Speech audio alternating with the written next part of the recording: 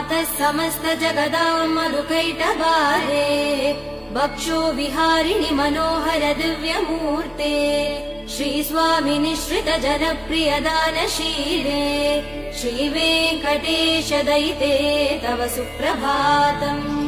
मातः समस्त जगदां मधुकैटभारे वक्षो विहारिणि मनोहर दिव्यमूर्ते श्रीस्वामि निःश्रित जनप्रिय दानशीले श्रीवेङ्कटेश दयिते तव सुप्रभातम्। तव सुप्रभातमरविन्दलोचने भवतु प्रसन्नमुखचन्द्रमण्डले विधिशङ्करेन्द्रवनिताभिरर्चिते वृषशैलनाथ दयिते दयानिधे। अर्त्यादि सप्तऋषयः समुपास्य सन्ध्याम् आकाश सिन्धु कमलानि मनोहराणि